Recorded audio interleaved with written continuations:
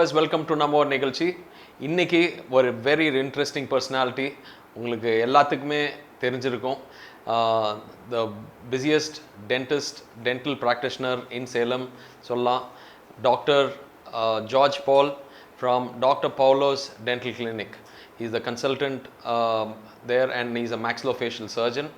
So maxillofacial surgery na enna avaroda another passion, இன்னொரு dimension என்னன்னா he's also studied law, so medical legal law, and அவரோட hobbies என்னென்ன, அவங்க எப்படி இங்கே சேலத்துக்கு வந்தாங்க, all these things we are going to talk. Sir, வணக்கம் and welcome to நம்ம ஒரு நிகழ்ச்சி. சார், இப்போ வந்து doctor George Paul is a well renowned name, and அதுக்கு முன்னாடி வந்து dad has set the platform, strong platform. முதல்ல வந்து உங்களை பற்றி பேசுகிறதுக்கு முன்னாடி அப்பாவை பற்றி பேசணும். பிகாஸ் நாம் வந்து இந்த லெவலுக்கு வந்ததுக்கு வந்து அவர் தான் காரணம்னு நினைக்கிறேன். Want to know about him. Doctor Paulose பற்றி சொல்லுங்கள். நீங்கள் எங்கே, உங்களோட பூர்வீகம் எது, நீங்கள் எப்படி சேலத்துக்கு வந்தீங்க? ஏன்னா இந்த தோல் பார்த்தா சேலத்துக்கார மாதிரி தெரியல. முதல்ல அது வந்து இன்டர்வியூ ஸ்டார்ட் பண்ணும்போதே ஒரு விஷயம் சொல்லணும்னு நினச்சேங்க. நான் வந்து பிறந்தது சேலத்தில். ஓகே. இருந்தாலும் ஒரு ஃபஸ்ட்டு ஒரு 6 years 7 years மட்டும்தான் சேலத்தில் இருந்திருக்கேன். ஓகே. அதுக்கப்புறம் வேறு மாநிலத்திலலாம் இருந்து படிப்பெல்லாம் கேரளாவில் தான் நடந்தது. ஓகே. அதனால் நான் தமிழ் படித்ததே 1986 தான். ஓகே. அதனால் என்னோடய தமிழ் வந்து அந்த அளவுக்கு ஃப்ளூயண்ட்டாக இருக்காது. அதனால் கொஞ்சம் இங்கிலீஷெல்லாம் கலந்து தான் பேசுவேன். நல்லது நல்லது, மன்னிச்சுக்கோங்க. இல்லை இல்லை, இப்படி இருந்தால் தான் மக்களுக்கு பிடிக்குதுங்க. இப்போ நீங்கள் அதே மாதிரி பேசுறீங்க, இங்கிலீஷ்லேயே பேசுனீங்கன்னா நல்லாயிருக்கும். ஒரு லாங்குவேஜ் பேசும்போது நல்லா ஃப்ளூயண்ட்டாக பேசுகிறது நல்லது. ஆமாம் ஆமாம். ஆக்சுவலி நான் சேலத்துக்கு வரல, நான் சொன்ன மாதிரி எங்கள் அப்பா வந்தார் ஒரு 65 வருஷம் முன்னாடி. 1986 இருக்குங்க. சாரி, 1956 அவர் வந்து ஒரிஜினலி அவர் வந்து ஒரு சின்ன கிராமத்தில், எர்ணாகுளம் டிஸ்ட்ரிக்டில் வந்து ஒரு சின்ன கிராமத்தில் பிறந்து வளர்ந்தவர். ஓகே. அவர் பாம்பேயில் போய் டென்டிஸ்ட்ரியெல்லாம் படித்தப்புறம், ஓகே, அப்போ அந்த காலத்தில் வந்து டென்டல் சேர் வந்து வெளிநாட்டில் மட்டும்தான் மேனுஃபேக்சரிங் இருந்தது, நம்ம ஊரில் இல்லை. ஓகே. அப்போ இந்த டென்டல் சேர் வந்து யாராவது ஒரு ஆள் வந்து ப்ராக்டிஸ் விற்கிறதோ இல்லை இறந்து போனால் அவங்க வந்து அந்த ப்ராக்டிஸ் வந்து டேக்கப் பண்ணும்போது மட்டும்தான் அந்த சேர் கிடைக்கும். டென்டிஸ்டும் ரொம்ப கம்மியாக தான் இருந்தாங்க. அப்படி இருக்கும்போது சேலத்தில் டாக்டர் ராஜன் ஒருத்தர் வந்து காலமாயிட்டார். ஓகே. அப்படிதான் அவர் டென்டிஸ்ட்டு. ஓகே. அப்போ தான் அவருக்கு தெரியும் இது மாதிரி ஒரு சேலம்னு ஒரு ஊர் இருக்குது. அவர் என்ன பிறந்து வளர்ந்ததெல்லாம் கேரளாவில், படித்தது பாம்பேயில். ஓகே. அவர் சேலத்துக்கு வந்தார். சேலத்துக்கு வந்து இந்த சேரெல்லாம் நெகோஷியேட் பண்ணி சேர் வாங்குறதுக்கு வந்தார். ஏன்னா எங்கள் தாத்தா வந்து கிராமத்தில் விவசாயம் தான் பண்ணிட்டு இருந்தாங்க. ஓகே. ஓரளவுக்கு வசதியான குடும்பத்தில் தான் இருந்தார். அதனால் ஒரு வேலை தேடி போக வேண்டிய ஒரு நிலைமை இல்லை. அப்போ எப்படியும் சேர் கொண்டு போய் பக்கத்து ஒரு பெரும்பாவூர்னு ஒரு ஊர் இருக்குது, இல்லாட்டினா கொச்சினில் வந்து ஸ்டார்ட் பண்ணலான்னு இருக்கிற ஐடியாவில் தான் அவர் இங்கே வந்தார். ஓகே. ஆனால் சேர் வாங்கினப்புறம் மக்கள் எல்லாம் அந்த முதல் அக்ரஹாரத்தில் இருக்கிறவங்க, அந்த காலத்தில் இருந்த இன்க்ளூடிங் ஒரு கேரளாக்காரங்க இருந்தாங்க. அவங்க சொன்னாங்க, நீங்கள் இங்கே ப்ராக்டிஸ் பண்ணுங்க, அது நல்ல ஊர், நல்ல ஃப்யூச்சர் இருக்கும். சூப்பர். பட் இவருக்கு வந்து அப்போ அவருக்கு தமிழும் தெரியாது, ஊரும் தெரியாது, யாரையும் தெரியாது, ஃப்ரெண்ட்ஸாக யாரும் இல்லை. சேர் இங்கே விட்டுட்டு ஊருக்கு போய் பணம் எடுத்துகிட்டு வந்து அந்த பேமெண்ட்லாம் பே பண்ண அவங்களே பூஜை எல்லாம் பண்ணி ஒரு கிளினிக் எடுத்து கொடுத்து ப்ராக்டிஸ் பண்ண சொன்னாங்க. அவர் என்ன நினச்சாருன்னா, அப்போ ஒரு மாதம் 2 மாதம் அப்படியே எல்லோரும் கேட்குறதுக்கு ஒரு 2 மாதம் ப்ராக்டிஸ் பண்ணிவிட்டு ஊருக்கு சேரை தூக்கிட்டு ஊருக்கு போயிடலான்னு நினச்சாரு. பட் அவர் ஒரு ஃபஸ்ட்டு மந்த்தே வந்து அப்போல்லாம் வந்து ஒரு டீச்சருக்கு வந்து ஒரு 60 rupees 50 rupees சேலரி இருக்கிற டைமில் ஒரு நாள்லேயே 50 ரூபா இன்கம் வந்தது. ஓகே. அப்போ ஒரு மாதம் பார்த்திங்கன்னா ஓரளவுக்கு நல்லா இன்கம் வந்தது. சரி, ரொம்ப நல்லா இருக்குதுன்னு நினச்சி அவர் வந்து சரி இன்னும் ஒரு 2 மாதம் வந்து பார்த்துக்கலாம். பட் அப்படியே செட்டில் ஆகிட்டார். அவருக்கு வந்து சேலம் ரொம்ப பிடிச்சது. அந்த நவம்பர் டிசம்பர் டைமில் வந்தார், நல்ல குளிராக இருந்தது. சரி இங்கே இருந்துடலான்னு அப்படியே அவர் இருந்துட்டார். அதே மாதிரி வந்து இப்போ நான் வந்து என்னோட சின்ன வயசில் வந்து நான் மான்ஃபோர்ட்டில் நான் படித்தேன். அதுக்கப்புறம் லீவுக்கெல்லாம் எங்கள் தாத்தா வந்து கேரளாவுக்கு கூட்டிகிட்டு போயிடுவார். அப்போ எனக்கு வந்து சேலம் அனுபவமே இல்லை, எனக்கு ஃப்ரெண்ட்ஸ் இல்லை, தமிழ் தெரியாது. நான் படித்ததெல்லாம் கேரளாவில், இப்போ ப்ரொஃபஷனல் எஜுகேஷன் எல்லாம் கேரளாவில் தான் படித்தேன். எஜுகேஷன்லாம் முடித்து மீண்டும் சேலத்துக்கு வரணும்னு அவர் வந்து அவர் விரும்பினார், நானும் சேலத்துக்கு வரணும்னு. அப்போ வந்து நான் இந்த போஸ்ட் கிராஜுவேஷன் வந்து மேக்ஸிலோஃபேஷியல் சர்ஜரியில் பண்ணியிருந்தேன். அது வந்து அது வந்து ட்ரிவாண்டத்தில் கவர்மெண்ட் டென்டல் காலேஜ் ட்ரிவாண்டம், ரெண்டும் பிடிஎஸ் அண்ட் எம்டிஎஸ் அங்கே பண்ணேன். மேக்ஸிலோஃபேஷியல் சர்ஜரி வந்து ஒரு ரொம்ப நிஷ் ஸ்பெஷாலிட்டி. அப்போ வந்து சென்னையில் மட்டும்தான் ஸ்பெஷலிஸ்ட் இருந்தாங்க. மதுரையில் மட்டும் ஒருத்தர், சென்னை அவுட் சைட் சென்னை மதுரையில் மட்டும் டாக்டர் பிரபுன்னு ஒருத்தர் இருந்தார். இப்போ சேலத்துக்கு வந்தால் இங்கே வந்து அதுக்கு ஒரு ஸ்கோப் இருக்குதான்னு ஒரு சந்தேகம் இருந்தது. அப்போ வந்து நிறையா டாக்டர்ஸ் வந்து எனக்கு என்கரேஜ்மெண்ட் கொடுத்தாங்க, நீங்கள் வாங்க, இங்கே வந்தால் கண்டிப்பாக உங்களுக்கு வந்து ஒரு ஃப்யூச்சர் இருக்கும். Particularly doctor Sundararajan, neuro surgeon. ஏன்னா அவர் நியூரோவாக சம்மந்தப்பட்ட ஒரு இது. நான் வந்து மேக்ஸிலோஃபேஷியல் சர்ஜரினா டென்டிஸ்ட்ரியிலே அறுவை சிகிச்சை ஒரு டிவிஷனுங்க அது. இப்போ அதுக்கு வந்து இங்கே ஸ்கோப் இருக்குமான்னு தான் எல்லாருக்கும் சந்தேகமாக இருந்தது. அப்புறம் அப்படியே வந்துட்டேன் ஊருக்கு. வந்து அது வந்து 1986 எண்டு 1987 சொல்லலாம். சேலத்துக்கு வந்த உடனே ஒரு நான் வந்து டென்டிஸ்ட் எல்லாம் மீட் பண்ணேன். எனக்கு கேஸ்லாம் ரெஃபர். அப்போ எத்தனை பேர் இருந்தாங்க சார் நீங்கள் இருந்தப்போ? டென்டிஸ்ட் வந்து எங்கள் அப்பா இங்கே வந்து இந்த ஊருக்கு வரும்போது அவர் தான் ஃபஸ்ட்டு குவாலிஃபைட் டென்டிஸ்ட். அதுக்கு முன்னாடி வந்து ரெஜிஸ்டர்ட் டென்டிஸ்டாக இருந்தாங்க.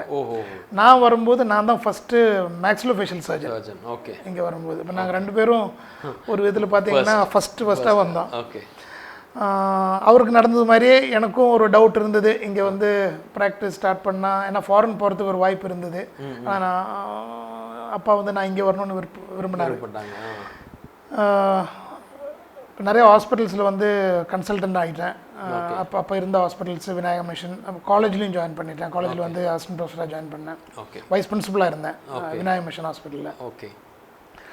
அப்புறம் அப்படியே காலம் ஓடி போயிடுச்சு. ஓரளவுக்கு சக்ஸஸ்ஃபுல் ஆகிட்டேன்.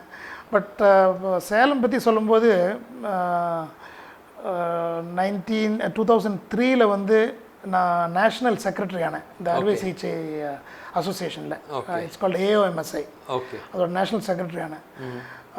எலெக்ஷன் நின்று தான் வின் பண்ணேன். அப்போ எல்லோரும் கேட்டாங்க, நீங்கள் இப்போ வந்து இப்போ அது வரையும் வந்து இந்த எப்பவும் செக்ரட்டேரியட் வந்து பாம்பே இல்லைன்னா டெல்லியில் தான் இருக்கும். இப்போ நான் செக்ரட்டரி ஆன உடனே இந்த செக்ரட்டேரியட் வந்து சேலத்துக்கு வந்தது. சேலம் அப்படி ஒரு ஊர் இருக்குங்களா, எங்கே இருக்குன்னுலாம் கேட்டாங்க. ஏன்னா ஆல் இண்டியா இதுதானே. அப்போ ஓரளவுக்கு வந்து எங்கள் ஸ்பெஷாலிட்டிக்கும் வந்து சேலம் நான் வந்து இன்ட்ரடியூஸ் பண்ணி கொடுத்தேன். I think I was the first person இது மாதிரி நேஷ்னல் லெவலில் வந்து ஒரு செக்ரட்டரி ஆனால் அதுக்கப்புறம் பிரசிடெண்ட்டும் ஆனேன் அந்த அசோசியேஷனோட. And that was way back in 2003. Wow, lovely. So அந்த national map of national dental மேப்ல சேலத்தை பதிச்சது நீங்க ஒன் ஆஃப் டென்டல் இல்லைனாலும் மேக்ஸிலோஃபேஷியல் சர்ஜரி ஒரு ஹை அண்ட் ஸ்பெஷாலிட்டி. பட் ஒரு சின்ன ஊர்லேருந்து நம்ம வந்து ரெப்ரசென்ட் பண்ண முடியுது.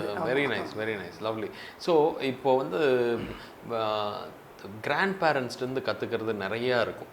ஸோ நீங்கள் உங்களோட மலரும் நினைவுகள் about being with grandparents இங்கே இருந்திருக்காங்க. கிராண்ட் பேரண்டிங் வந்து such a lovely thing. And as this thing now you will definitely know, because பேரண்ட்ஸுக்கு வந்து அவ்வளோ டைம் ஸ்பெண்ட் பண்ணுறதுக்கு இருக்காது. Even if you were here, I'm sure அப்பா வந்து must have been really busy practising. So தாத்தாட்டிருந்து என்ன கற்றுக்கிட்டீங்க, தாத்தா பாட்டிகிட்டருந்து? அது ஒரு நல்ல கேள்விங்க அது. ஏன்னா நான் மான்ஃபோர்ட்டில் படிச்சுட்டு இருந்தேன். மான்ஃபோர்ட்டில் வந்து இங்கிலீஷ் மட்டும்தான் பேசணும். ஆமாம். கோட்டு சூட்டு போட்டு தான் இருப்போம், ஃபார்க் நைஃப் போட்டு வச்சு தான் சாப்பிட்டு இருந்தோம். அது வந்து ஒரு கம்ப்ளீட்லி ஒரு டிஃப்ரெண்ட் வேர்ல்டு. லீவுக்கு இங்கே வந்தேன்னா அடுத்த நாள் எங்கள் தாத்தா என்னை வந்து ஊருக்கு கூட்டிகிட்டு போவாங்க. அது வந்து ஒரு சின்ன கிராமம். நான் நீச்சல் படித்தது அந்த இடத்துல. கம்ப்ளீட் எலக்ட்ரிசிட்டி கூட இல்லை அந்த காலத்தில் நான் ஃபஸ்ட் அங்கே போகும்போது. தாத்தா இருந்த ஊரில் அது வந்து நெடுங்கப்புறான்னு ஒரு சின்ன ஊர். அவர் விவசாயி. அவர் வந்து ஆக்சுவல் ஃபார்மர். அவர் வந்து உழுவார். நான் அவர் கூட அதுக்கு கொடுப்பேன். எனக்கு ஒரு சின்ன ஒரு முண்டு வந்து மட்டும் கொடுப்பாங்க. அப்போ வந்து எனக்கு ஒரு டுவெல் லைஃப் இருந்தது. மான்ஃபோர்ட்டில் வந்து டை கோட்டு சூட்டெல்லாம் போட்டுட்டு சுற்றிட்டு இருந்தேன். அதுக்கப்புறம் வந்து ஊருக்கு போகும்போது ஒரு கிராமத்து மக்கள் மாதிரி. ஆமாம், 2 ஆஸ்பெக்டும் படிக்க முடிஞ்சது. அஃப்கோர்ஸ் நீங்கள் சொன்ன மாதிரி கிராண்ட் பேரண்ட்ஸ் கூட இருக்கிறது வந்து நிறைய கற்றுக்கலாங்க. ஆமாம், ஸோ அந்த இதில் தாத்தா சொல்லி கொடுத்ததில் இப்போ நீங்கள் யூஸ் பண்ணிகிட்டு இருக்கிறது அந்த இது கற்றுக்கிட்டதுனால எனக்கு இது யூஸ்ஃபுல்லாக இருக்குது அப்படிங்கிற மாதிரி ஒரு டாப் 3-4 திங்ஸ். ஆமாங்க, அது வந்து ஒன்று வந்து ஹானஸ்டி. ஓகே, அவர் வந்து ரொம்ப ஃப்ராங்காக இருப்பார், ரொம்ப ஆனஸ்ட்டாக இருப்பார். அது வந்து கிராமத்தில் இருக்கிற மக்களே ஜென்ரலாக அப்படி தானே இருப்பாங்க. ஆமாம், அதெல்லாம் வந்து ஒரு ரொம்ப ராயாக நம்மளுக்கு வந்து அது கரெக்டு ட்ரான்ஸ்ஃபர் பண்ணி கொடுத்துருவாங்க. பட் அவருக்கு வந்து வேர்ல்டு அஃபேர்ஸ் பற்றி எல்லாம் கூட தெரியும். ஏன்னா நான் ரொம்ப சின்ன வயசில் வந்து ஏன்னா 62-63 கென்னடி இறந்து போன டைம் எனக்கு ஞாபகம் இருக்குது. எனக்கு 5 வயசு 6 வயசு இருக்கும். அவர் என்கிட்ட எக்ஸ்பிளைன் பண்ணார் எப்படி கென்னடி வந்து அவரை வந்து சுட்டுட்டாங்க, அவர் இறந்துட்டார், அவர் அமெரிக்கா பற்றி, அமெரிக்கன் பிரசிடென்ட்டு.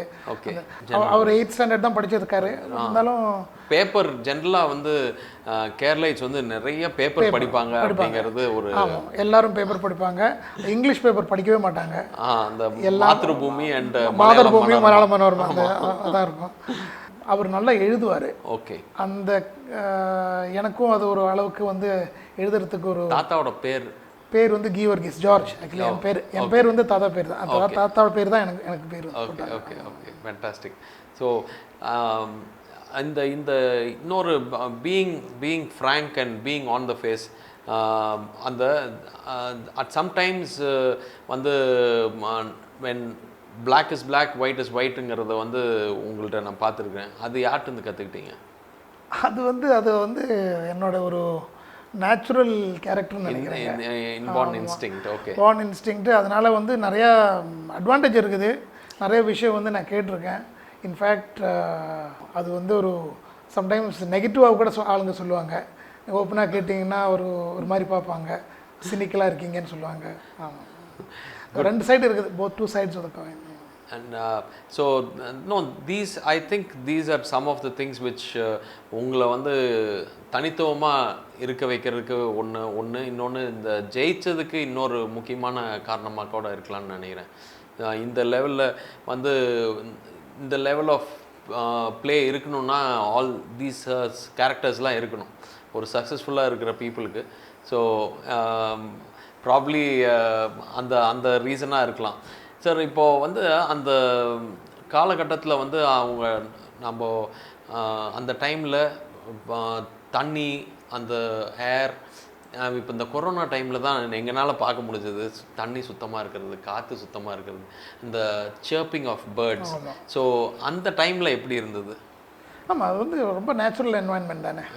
ஊரில் வந்து Kerala is God's own country அப்படின்னு சொல்லுவாங்க. Okay, so lovely. From there on நீங்கள் இங்கே இந்த டென்டிஸ்ட்ரிக்கு வந்து உங்களோட ஓன் சாய்ஸா இல்லை was it because of your dad? எனக்கு வந்து டென்டிஸ்ட்ரி வந்து எனக்கு சுத்தமாக விருப்பம் இல்லாத ஒரு ஃபீல்டாக தான் இருந்தது. ஓகே, எனக்கு வந்து நான் எக்கனாமிக்ஸ் படிக்கணும், லிட்ரேச்சர் படிக்கணும், ஹிஸ்ட்ரி எனக்கு வந்து ரொம்ப இன்ட்ரெஸ்ட்டு. இப்போ எனக்கு இன்ட்ரெஸ்ட் தான். ஓகே, ஸோ ஹியூமனிட்டிஸ் தான் எனக்கு வந்து ரொம்ப இன்ட்ரெஸ்டாக இருந்தது. ஓகே, பட் அப்பா வந்து சின்ன வயசுலேருந்தே சொன்னார் நீங்கள் டென்டிஸ்ட் ஆகணும். ஸோ எனக்கு வந்து அங்கே அட்மிஷன் கிடைக்கும்போது நேச்சுரலாக அப்படியே கேரளா அந்த டென்டிஸ்ட்ரிக்கு ஜாயின் பண்ண வேண்டிய ஒரு சுச்சுவேஷன் வந்துருச்சு. ஓகே, பட் டென்டிஸ்ட்ரி பண்ண அப்புறம் கூட நான் வந்து யூபிஎஸ்சி எக்ஸாம் எழுதலான்னு ஒரு பிளான் வச்சுருந்தேன். பட் அதுக்குள்ளே எனக்கு போஸ்ட் கிராஜுவேஷன் அட்மிஷன் கிடைச்சிருது. ஓகே, ட்ரிவாண்டத்தில். ஓகே, ஸோ நான் எம்டிஎஸ் முடித்த உடனே சரி இதுலேயே வந்து நம்ம செட்டில் ஆயிடலான்னு. பட் ஒரு விதத்தில் பார்த்தா நல்லது தான். எனக்கும் ப்ரொஃபஷனலாக கொஞ்சம் நல்ல சாட்டிஸ்ஃபேக்ஷன் இருந்தது. ஓகே, மக்களோட ரெக்கக்னிஷன் கிடைச்சது. ஓகே, ஒரு விதத்தில் பார்த்தா ஒரு successful life as a dentist and as a maxillofacial surgeon சொல்லலாம். ஃபேண்டாஸ்டிக். ஸோ டெல் அபவுட் இப்போ நீங்கள் ப்ரொஃபஷனலாக முடிச்சிட்டிங்க, யூஜி பிஜி முடிச்சாச்சு.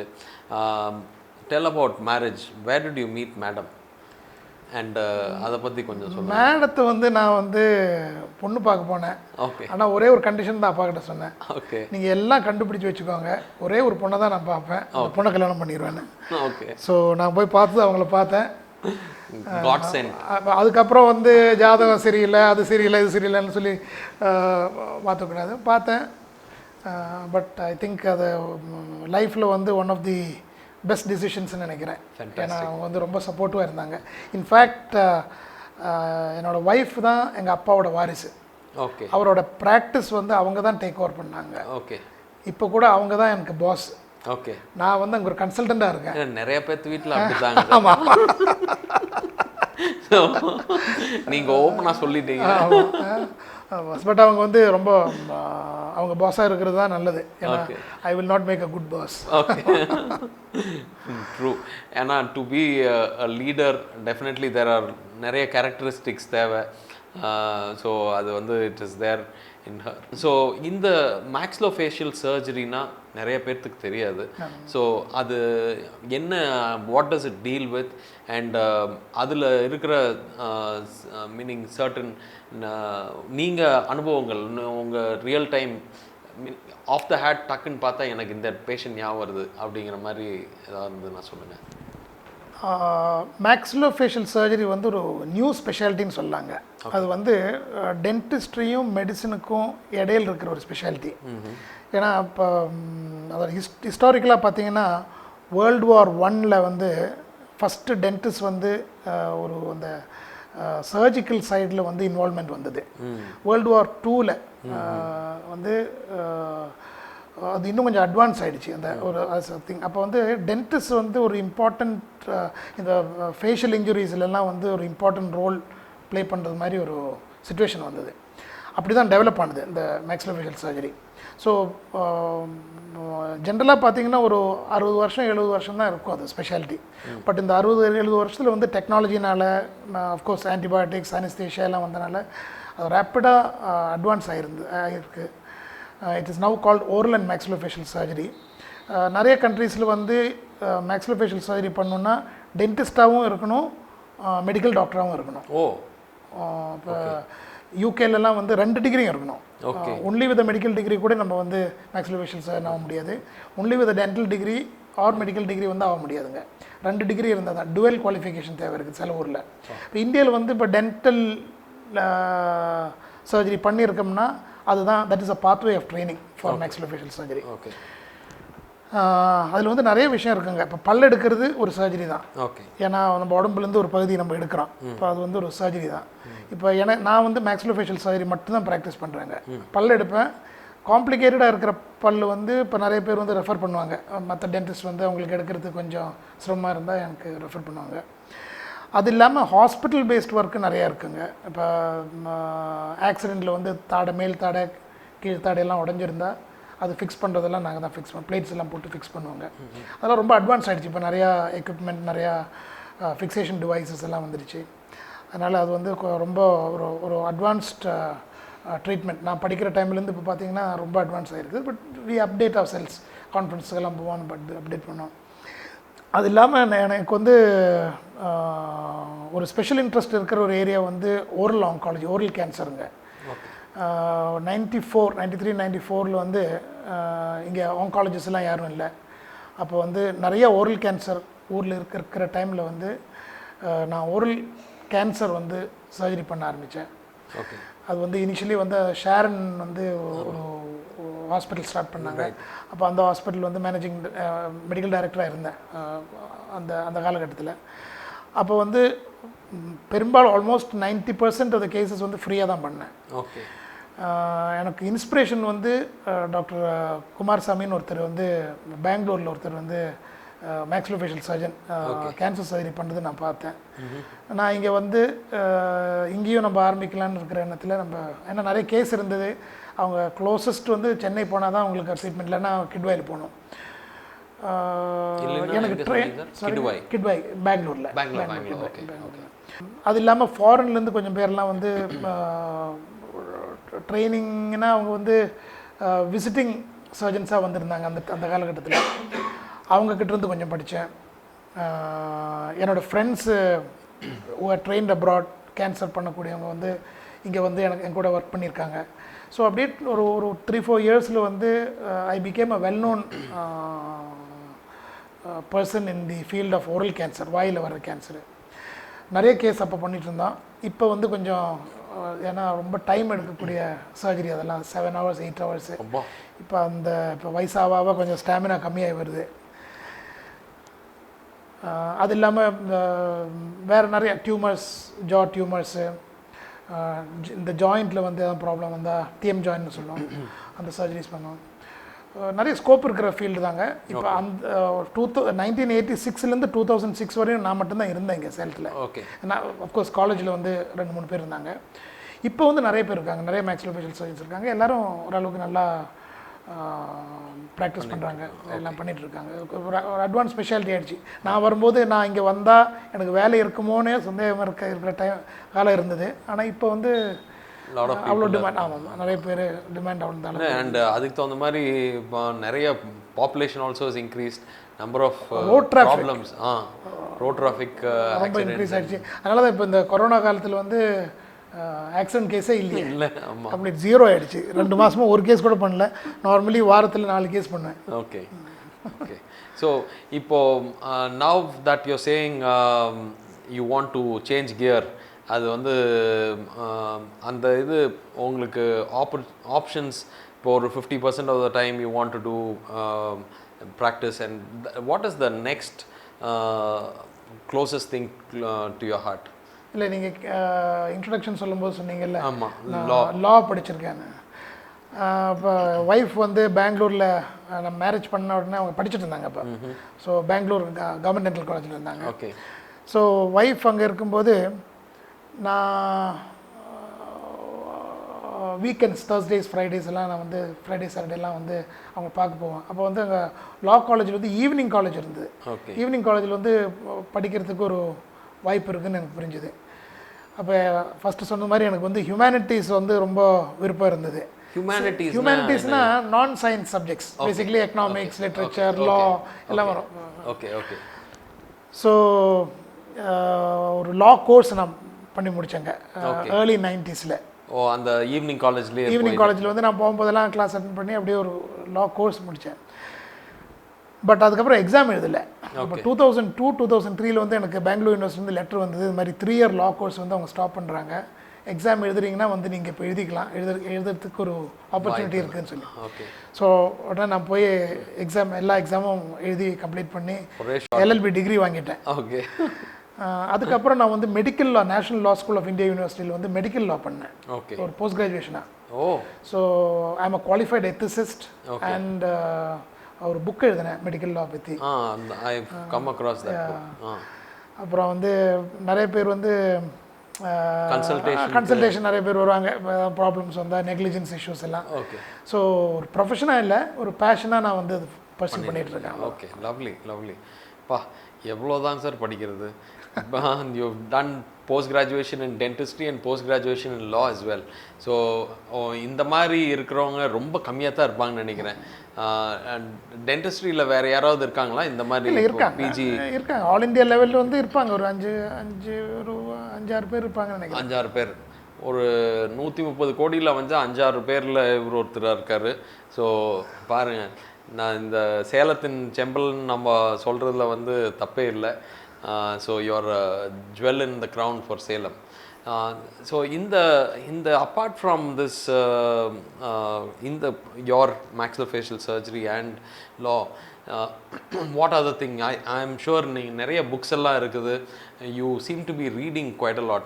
என்ன உங்களோட புக்ஸ், ஃபேவரட் புக்ஸ் என்னென்ன? ஃபேவரட் புக்ஸ்னு சொல்ல முடியாது, ஏன்னா நான் ரொம்ப சின்ன வயசுலேருந்தே புக்கு படிக்கிறது எனக்கு ரொம்ப இன்ட்ரெஸ்டான. Reading has become your thing. தாத்தாட்ட இருந்து கற்றுக்கிட்டீங்கன்னு நினைக்கிறேன். அவர் பேப்பர் படிக்கிறது வந்து பேப்பர் தான் படிச்சுட்டு இருந்தாரு, புக் ஒன்றும் படிச்ச மாதிரி எனக்கு நான் பார்த்ததில்ல. ஆனால் எழுதுவார், நல்லா எழுதுவார். இந்த ரீடிங் இஸ் ஒன் திங் இல்லைங்களா? அவங்க வந்து இவங்களை பார்த்தான்னு நம்ம கற்றுக்குறோம். சின்ன வயசுலேருந்தே நிறையா ரீட் பண்ணாங்க. ஒரு ஃபேவரட் புக் நான் வந்து ஃபிக்ஷன் ரீட் பண்ணுவேன், நான் ஃபிக்ஷன் ரீட் பண்ணுவேன். And history is one. History, civilisation, society. இப்போ வந்து ஒன் கொஸ்டின் சார், இப்போ ஸ்கூலிங்கில் வந்து ஹிஸ்ட்ரி ஆஸ் அ சப்ஜெக்ட் வச்சுருக்காங்க. ரியல் லைஃப்பில் அதோட இம்பார்ட்டன்ஸ் என்ன? We always learn from history இல்லை? ரைட். ஹிஸ்ட்ரி வந்து ஒரு பாடம் நம்மளுக்கு எப்போ சொல்லி. கரெக்ட். நம்ம ஹிஸ்ட்ரி மறந்துட்டோம்னா நம்ம ஹிஸ்ட்ரியில் நடந்திருக்கிற மிஸ்டேக்ஸ் வந்து we will repeat it again. Absolutely. So அதனால தான் அதை வெளியே கொண்டாடுறக்காக அந்த கேள்வி கேட்டேன். ஹிஸ்ட்ரி வந்து ரொம்ப ரொம்ப முக்கியமானது. ஸ்டூடெண்ட்ஸ் நீங்கள் பார்த்துட்ருக்குறவங்க ஒரு பேரண்ட்ஸ், நீங்கள் வந்து அதோட முக்கியத்துவம் என்னன்னு சொல்லி அவங்கள வந்து படிக்க சொன்னீங்கன்னா அப்போ வந்து அந்த ரியல் லைஃப்பில் கனெக்ட் பண்ணாங்கன்னா ரொம்ப இன்ட்ரெஸ்டிங் ஆயிரும் லைஃப். இல்லைன்னா இது வந்து இந்த பானிபட் வார், இந்த ராபர்ட் கிளைவ் இதெல்லாம் வந்து அவங்களுக்கு எதுக்குடா இதை படிக்கிறோம் அப்படிங்கிறது தெரியாமல் படிச்சுட்டு இருப்பாங்க.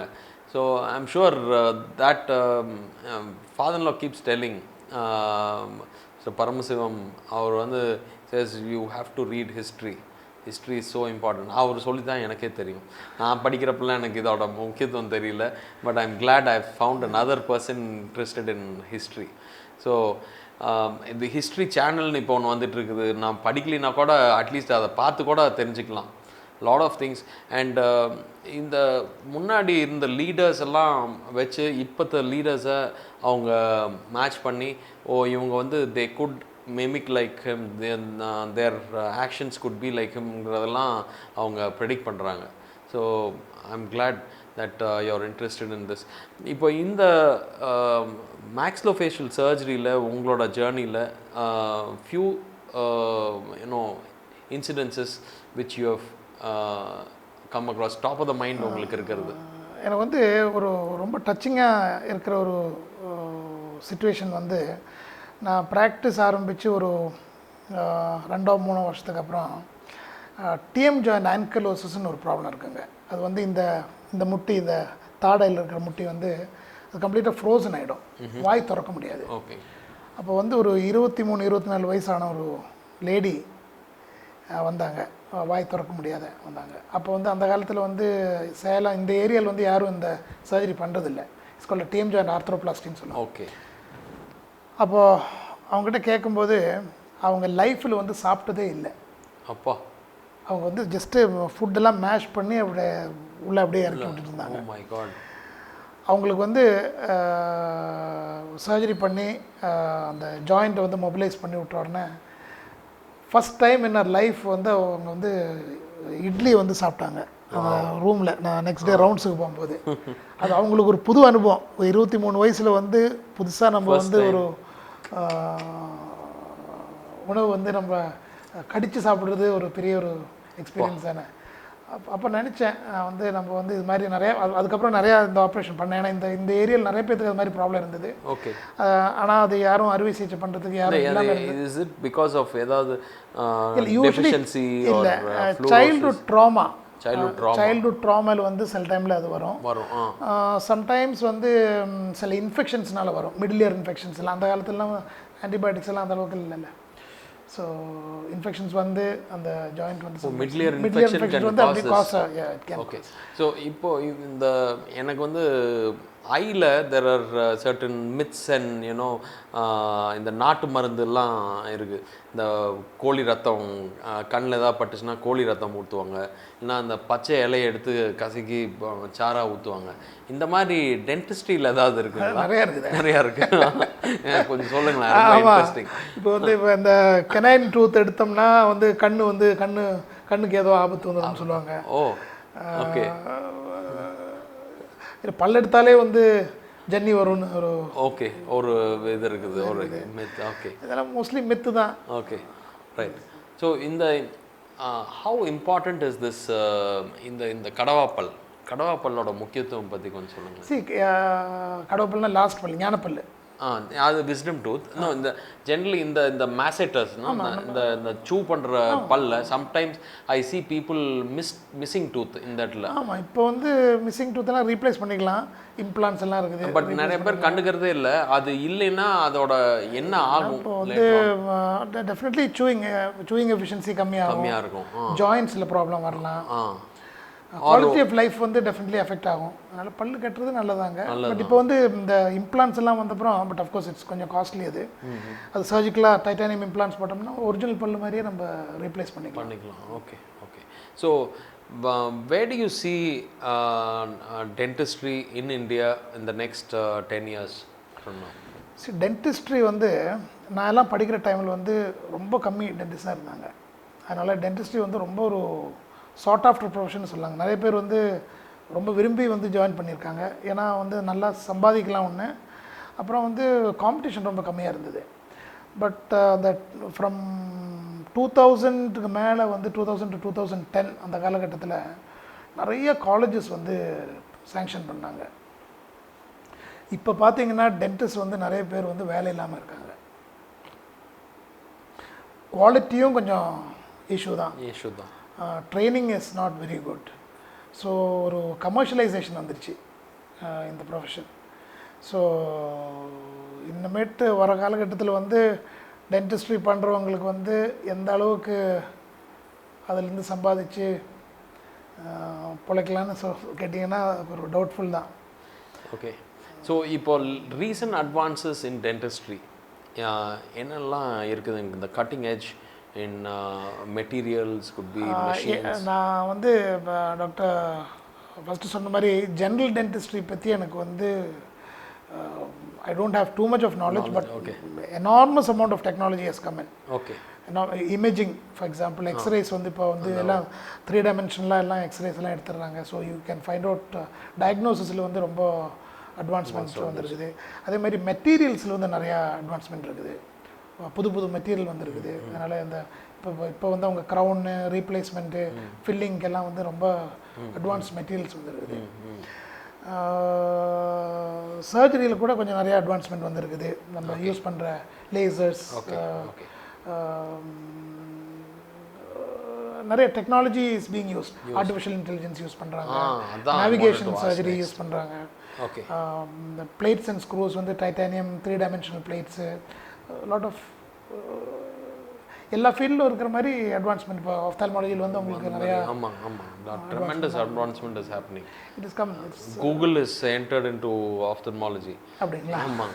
They come and they have come out with smart glasses. They are working with Arvind and Shankar Netralia to diagnosticsல அந்த டயபெட்டிக் ரெட்டினோபதியை வந்து மாஸ் ஸ்க்ரீனிங் பண்ணி மிஷினே கண்டுபிடிச்சிடும்.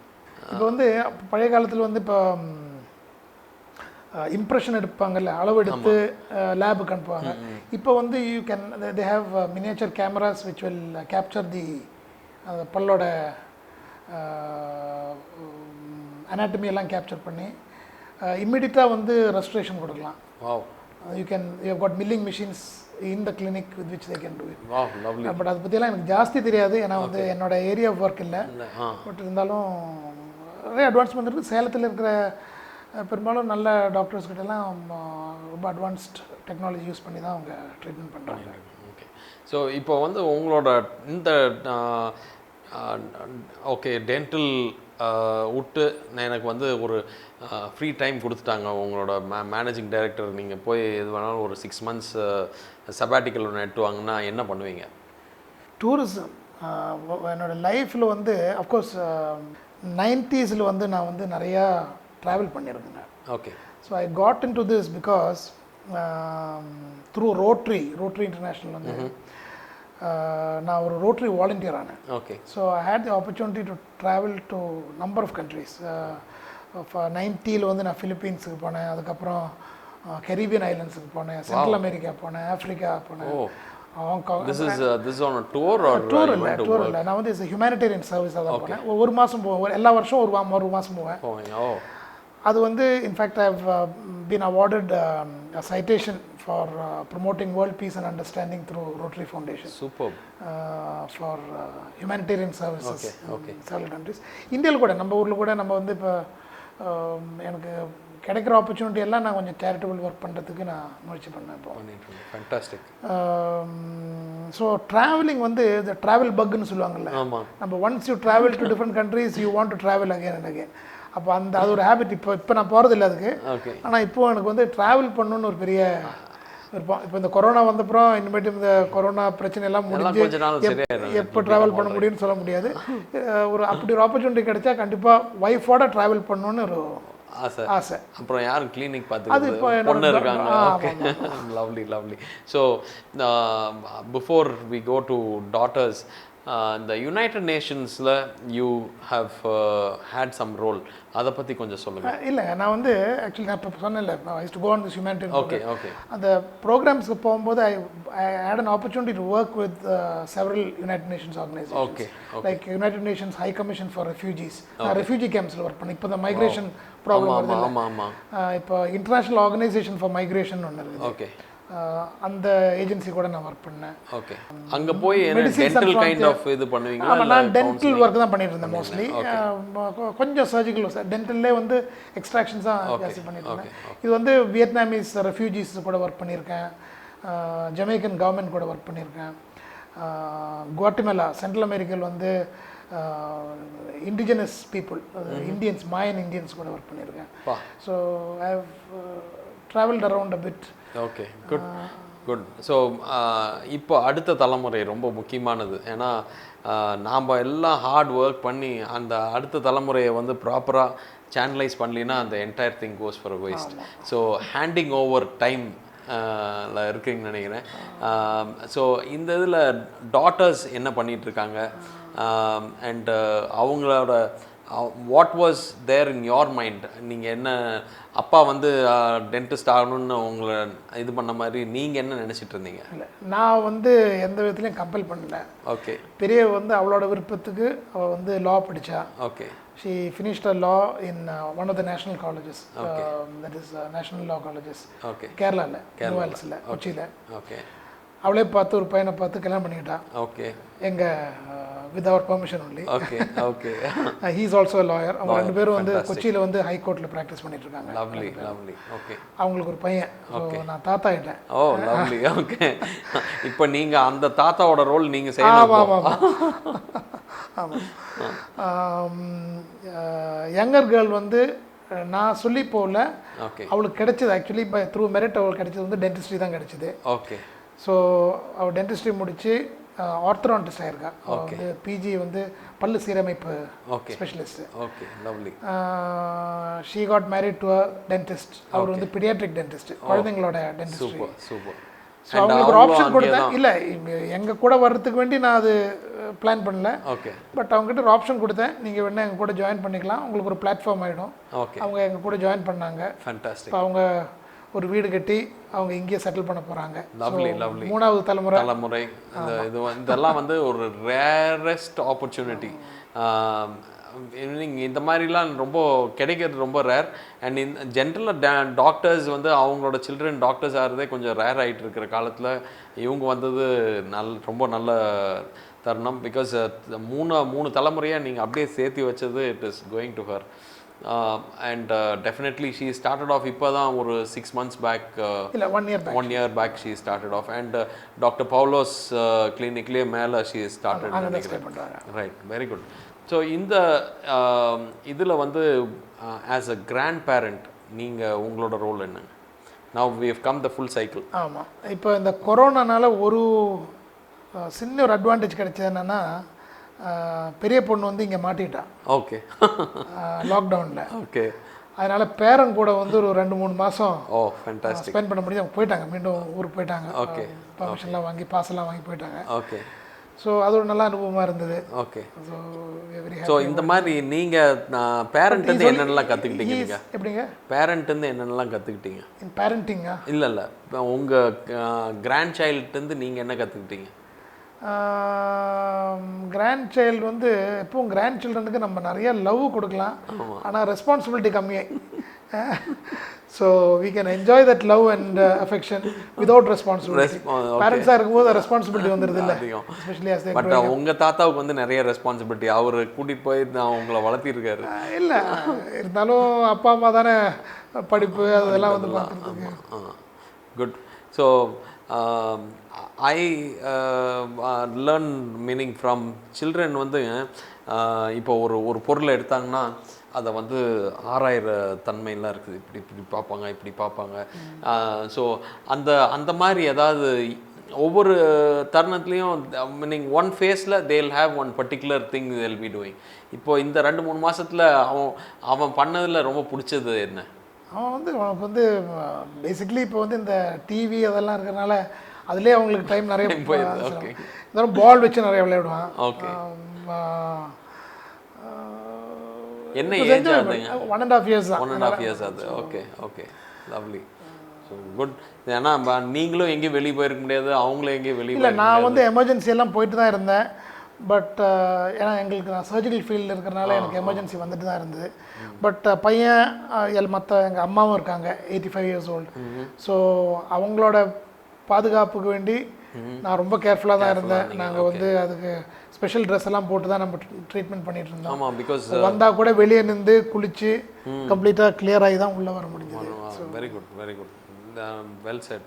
ஸோ நவ் இந்த சேலமில் நீங்கள் இருக்கிற மக்களுக்கு what you want to tell them,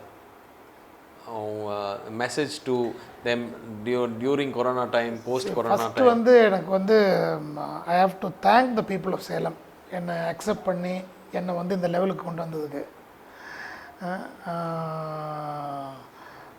நான் வந்து எல்லாருக்கிட்டையும் இப்போ என்ன சொல்லனா, சேலம் மாதிரி ஒரு நல்ல ஊர் இல்லை.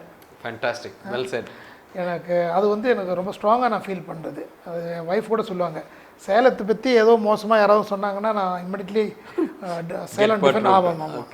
ஸோ என்னோடய பொசிஷன், என்னோடய அட்வான்ஸ்மெண்ட் எல்லாம் சேலம் மக்கள்னால தான் முடிஞ்சதுங்க.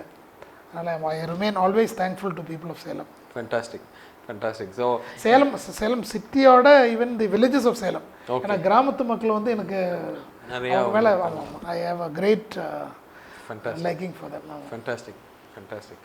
ஸோ இந்த இந்த இதில் வந்து இப்போது இந்த கொரோனா டைமில் and post corona there is going to be lot of change happening in people's life.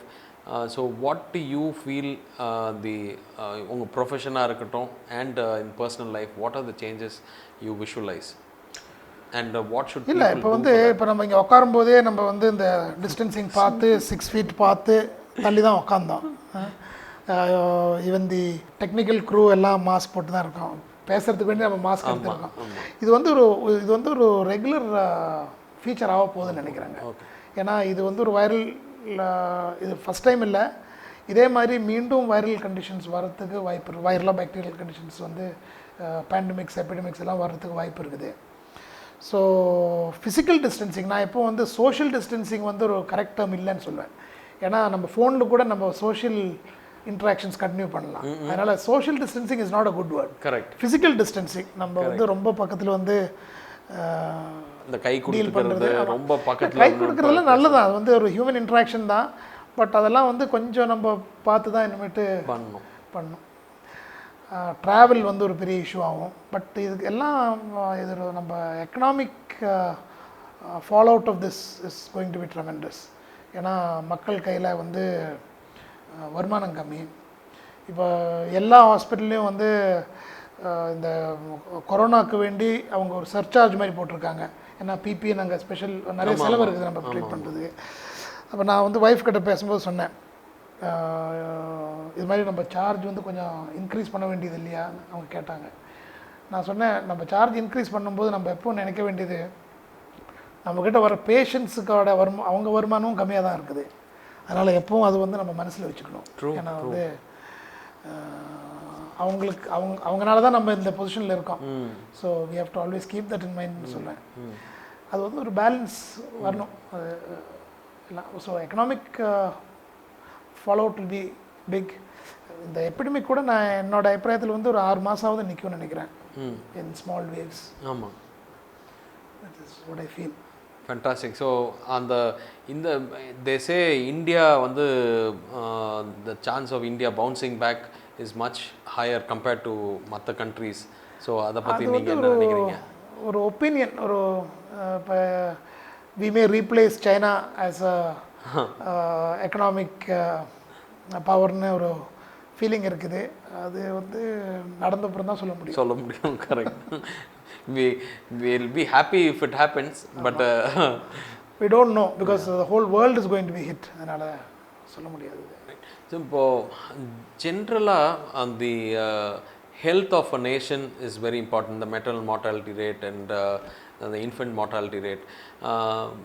இங்கே இந்தியா பொறுத்தவரையிலையும் நீங்கள் என்ன ஃபீல் பண்ணுறீங்க அண்ட் என்ன பண்ணால் இன்னும் பெட்டர் ஆகலாம்? அது ஒரு நல்ல கொஸ்டின்ங்க. பிகாஸ் எனக்கு வந்து இப்போ எல்லோரும் சொல்லுவாங்க நீங்கள் வந்து ஒரு லெஃப்டிஸ்ட் கம்யூனிஸ்ட்னு. Actually I am not communist or leftist, but I am a socialist. Okay. So I have a very strong opinion on that. Okay. நான் வந்து ஹெல்த் வந்து அடிப்படையாக fundamentally is a right to live. It's part of the right to life. Correct. Article 21 வருது அது கான்ஸ்டியூஷனில். எல்லாருக்கும் வந்து health access பண்ண முடியணும். இப்போ இந்த கொரோனா பிரச்சனை வரும்போது தான் நம்மளுக்கு தெரிஞ்சு இந்த மைக்ரன்ஸு இப்போ டெல்லியிலலாம் வந்து பெட்ஸ் இல்லாமல் இருக்குது.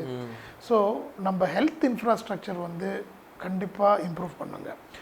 பப்ளிக் ஹெல்த் ஸ்பெண்டிங் இம்ப்ரூவ் பண்ணணும். இப்போ இருக்கிற சுச்சுவேஷனில் வந்து I think we are 187th or something like that in the world health ஸ்பெண்டிங்கில் பார்த்தீங்கன்னா ஜஸ்ட் above 1.2% of GDP தான் நம்ம வந்து ஹெல்த்துக்கு ஸ்பெண்ட் பண்ணுறோம். இப்போ 2% சொல்கிறாங்க, but I think it is less than that. Okay. So most of the even the middle லெவலில் இருக்கிற கண்ட்ரிஸ் கூட 6%, 5 to 6% வந்து they spend on health of the GDP. So public spending on health. Correct. UK எல்லாம் வந்து UK northern Europe எல்லாம் பார்த்தீங்கன்னா 10 to 12% வந்து ஹெல்த்துக்கு ஸ்பெண்ட் பண்ணுறாங்க. பட் நம்ம although we are welfare state, இந்தியாவில் வந்து ஹெல்த் ஸ்பெண்டிங் வந்து ஒரு ப்ரையாரிட்டியாக எந்த பொலிட்டிக்கல் பார்ட்டியும் எடுத்ததில்லை. அது வந்து ரொம்ப முக்கியமான விஷயம். ஆமாம். ஏன்னா nobody should go without health. அதனால் definitely I think probably corona will teach us that we have to spend more money on health. Health is an absolute necessity. கண்டிப்பா. That has to be done. Presuming that the government allocates another 3-4%, where do you, if you were the health minister, எங்க உங்களோட ரிசோர்ஸஸ்லாம் முதல்ல போடுவீங்க? Public spending on health. Of course, prevention is a very important thing. Infrastructure create பண்ணணும். So actually இப்போ நம்ம பார்த்தோம்னா நம்ம infrastructure it is NHS-ஓட அதே ஸ்ட்ரக்சர் தான் இங்கேயும் ஃபாலோ பண்ணாங்க. Primary health care, district level hospital, teaching hospital, tertiary hospital. But அது வந்து ஸ்ட்ரெங்தன் பண்ணோம். The work ethos there is not adequate. எல்லாரும் வந்து இப்போ கவர்மெண்ட் ஹாஸ்பிட்டல் போகணுன்னு சொன்னாங்கன்னா இமீடியட்டாக இப்போ கவர்மெண்ட் ஹாஸ்பிட்டல் வந்து ட்ரீட்மெண்ட் சுமாராக இருக்கும்னு ஒரு ஃபீலிங். அப்படி இருக்கக்கூடாது.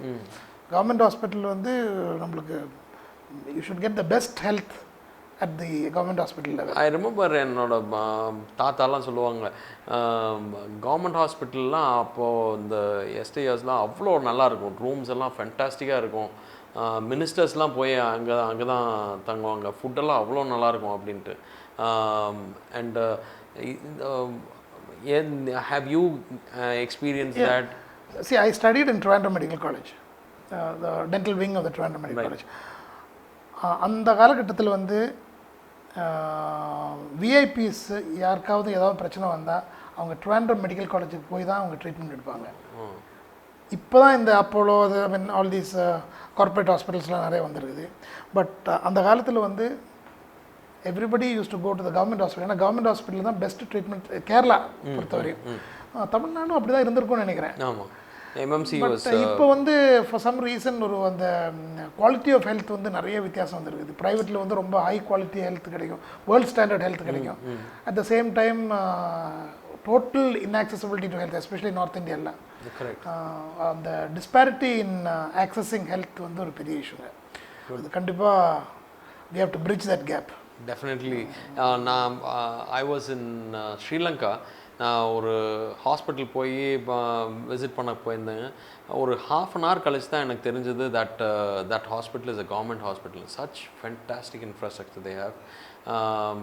அங்கெல்லாம் வந்து unimaginable. I think more than 20% they are spending on healthcare. Maybe, yes. I think Sri Lanka has a very large spending on health. But there are institutions like that in India also.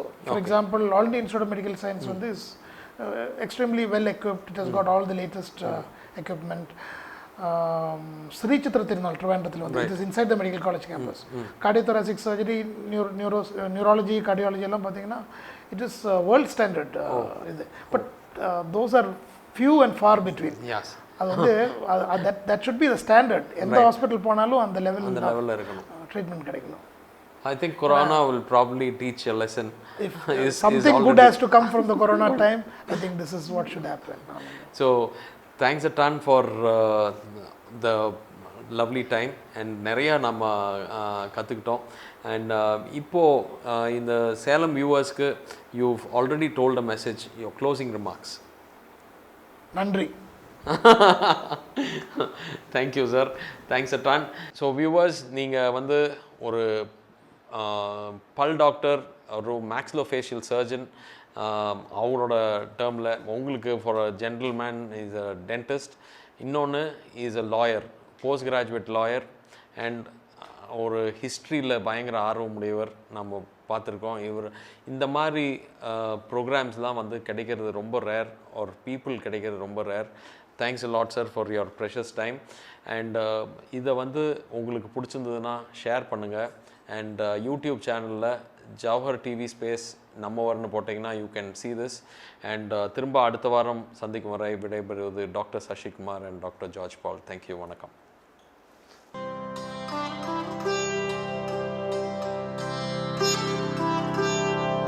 Good morning, Dr. Sashi here from Salem. I'm an ophthalmologist. Here I am today going to be talking about one very important thing in the present lockdown time where COVID-19 is rocking the world and the entire world is gloomy. Especially people below poverty line have gone deep down. Mentally, physically, they are starving in India. But to give them a hand, what is required is food, shelter, hygiene, and give them that kind of support that we are there. So to do all these things, Anderson Charitable Trust, run by Reverend Reynold Benjamin, a good friend of mine, he is phenomenal. This is just in the last 3 years he's taken up the reins and he's been doing it. And the most important times, when the whole human race is in a crisis, he's come forward to support. And how did he do that? I have been seeing him in close quarters. He first assessed on what are the primary requirements. He worked with the government functionaries who were working and found out which village needed the most and what is required. So they need to be taught about hygiene, because to prevent themselves from getting the infection and to spread the infection, also to prevent spread of infection to others. So that needed to be addressed. Food and counseling, these are the most important things, and to the target audience. So we are going to be talking about just this. So what did he do? He looked at he started manufacturing masks. He quickly set up a stitching unit, set up nice reusable masks which could be of N95 standard, right? So which passed the flame test. So that was given to about 1.28 lakh people as on date. Apart from that, food is just not something just for the sake of giving.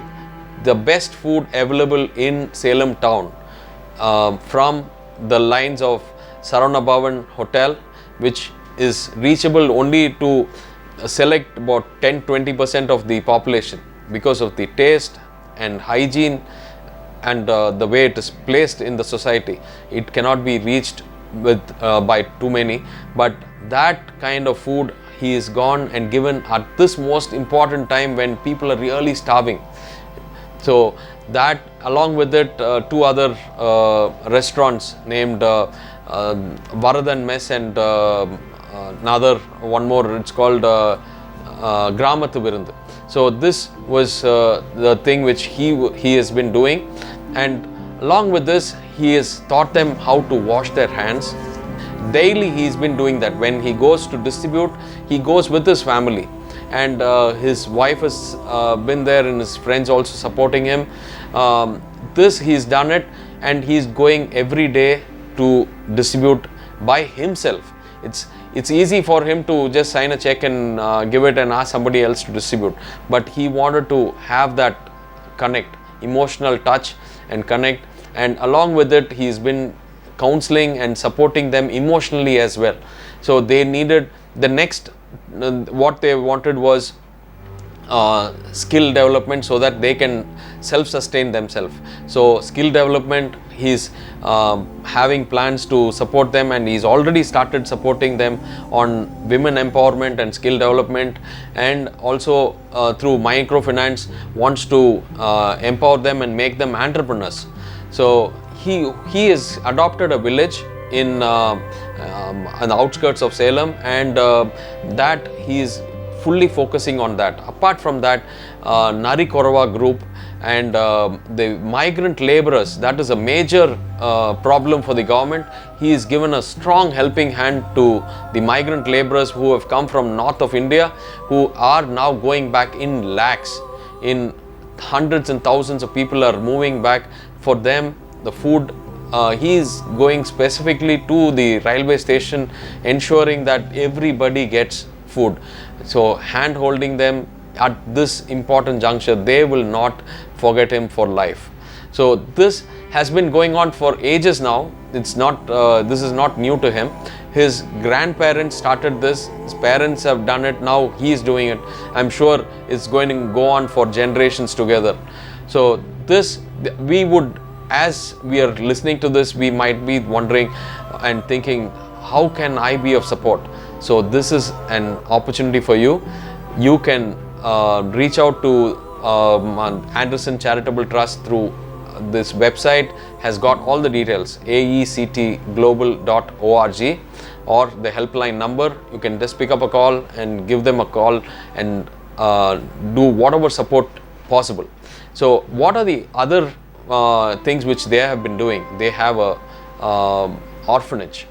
That orphanage home really is I have seen a lot of orphanages, but this is a different one. They are emotionally very connected with the children, and that love and empathy which they give, I'm sure they are going to be fantastic citizens. They already are, and a lot of them are giving back to the orphanage as well.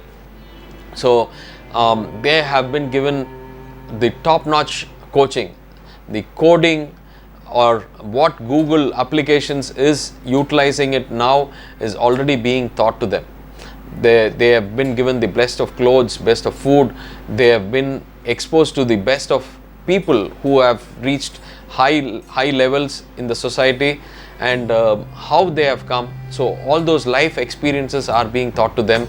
And apart from this, they have a free Tamil medium school and subsidized, highly subsidized English medium school as well, which is running. Apart from that, they are also having healthcare, subsidized or free healthcare services to specifically the leprosy patients, the blind, totally blind or visually challenged, dental, general health as well, and women, children clinics as well they are supporting. Apart from this, they also have the skill development programs, especially women empowerment skill development programs. They impart skills to them and support them by giving them small microfinance schemes, and in the pipeline they have a big vision to ensure that they reach their goals. All of us can give a helping hand to them, and this COVID-19 work also is continuing. To support them further, we need to support them as well if possible, right? So with this few words, I wish the Anderson Charitable Trust all the very best and should do more and more. God bless them. Thank you.